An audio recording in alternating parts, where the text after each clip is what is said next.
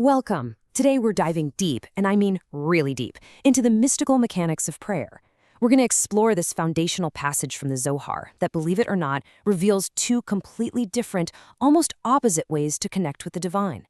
It's like looking at the cosmic engineering behind our every word or every cry.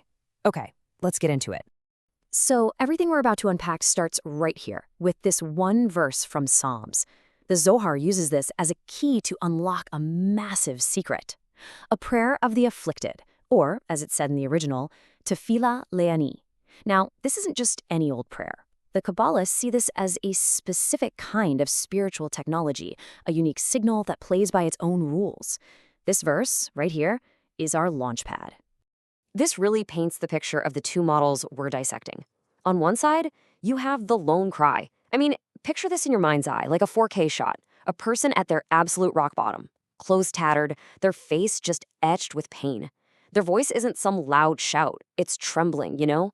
It's a raw frequency of just pure, unfiltered sincerity that literally pierces the silence.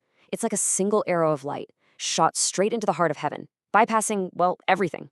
And then, on the other side, you have the communal symphony. This is your structured, formal prayer. It's an architectural masterpiece, where every word is like a carefully placed glowing stone, building this grand staircase, step by step, all the way up. It's layered, it's complex, it's beautiful. Two gates, two totally different ways in. So here's our roadmap for this journey. First, we'll lay out these two gates. Then we'll get into what I call the priority override signal of that lone cry. After that, we'll check out the architect's grand design. Then we're going deep into the mechanics with cosmic engineering and the Sephirot. Visualize it through the spectrum of intention. And finally, pull it all together to see how we can unify these two powerful models. Okay, section 1, the two gates of prayer. This is where we really start to dig into that central tension. I mean, is one of these paths actually better than the other? Does raw emotion just trump careful, thoughtful construction? Or does that ancient, established order hold a kind of power that a spontaneous cry could never, ever touch? And that's really the question the Zohar is asking us. Are we supposed to be these desperate souls just crying out from the depths? Or are we meant to be celestial architects, carefully building that connection, brick by luminous brick? The answer, as you're about to see, is way more profound and beautiful than a simple either-or. So let's find out why. On to section 2, the priority override signal. Now we're really going to focus on that first model, the secret power that's hidden inside the prayer of the poor. So the key term here is ani. And in Kabalah, this word means so much more than just not having money. It's a profound spiritual state. It describes the person who has hit a point of absolute humility, a broken spirit that just gets its total dependence on the divine. You know, the sages teach that divine blessing is like water. It doesn't flow uphill to the arrogant. It naturally flows down, down, down to the lowest place, to the humble soul. That is the state of the ani. Now here's the kicker, the crucial point. The prayer of the Ani is considered the most powerful and the most immediate prayer of all. The Zohar explains that every other prayer has to go up through this whole series of celestial halls, the Heichalat, presented by all these different angelic go-betweens. But the prayer of the Ani, because it's born from a broken heart, has this unique hall pass. The Zohar says no one is assigned to it. It doesn't need an escort. It just rips right through the firmaments and goes directly to the divine throne. It does not wait in line. Let's use a cosmic engineering analogy to really get this. Think of the universe as a massive, super complex computer operating system. Most processes, our standard prayers, they get handled in an orderly queue. But the prayer of the Ani? That's what we call a hardware-level interrupt signal. An interrupt isn't just another software request. It's a physical signal from a component that's in crisis, and it forces the CPU, the central processor, to stop everything else it's doing, save its state, and deal with this high-priority interrupt right now. That is what a prayer from a truly broken heart does. It bypasses all the standard operating procedures of the cosmos.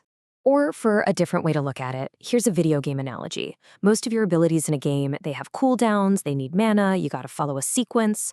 But imagine you have this one rare ultimate ability, an emergency summon. It doesn't matter what your character's level is, it doesn't matter what quest you're on. When you use it, it doesn't just cast a spell, it literally opens a direct chat window to the game master, the actual developer who programmed the whole game, and they intervene on your behalf. That's the power of Tefillah le'ani. So that's the raw power of the emergency ladder. But now let's look at the other side of the coin. Section 3, the architect's grand design. This is the ordered, structured model of prayer, and its prime example in the Zohar is the patriarch Jacob, who's described as the absolute master of this path. See, the architects of prayer, people like Jacob, they understood this fundamental rule of cosmic communication. Sequence matters.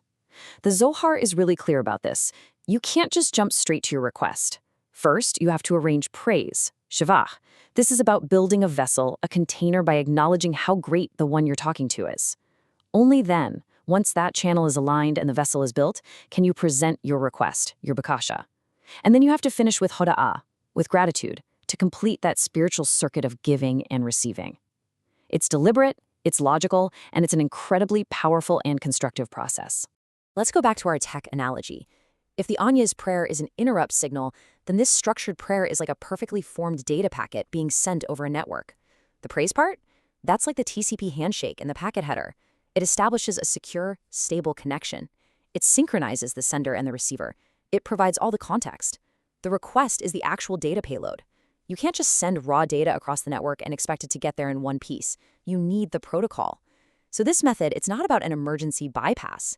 It's about building a stable, reliable, and constructive communication channel that's designed for growth, not just for crisis. And now for Section 4. This is where we go even deeper. We're about to look at the mystical physics behind these two paths through the lens of the Kabbalistic tree of life, the Sephirot. This is the engine under the hood for everything we've just talked about. So what are the Sephirot? In a nutshell, they are 10 luminous emanations. 10 channels through which the infinite, unknowable divine revealed itself and creates reality. You can think of them as the primary colors of divinity, or maybe the fundamental circuitry of existence. They are the building blocks that structure everything, from the highest heavens all the way down to our physical world.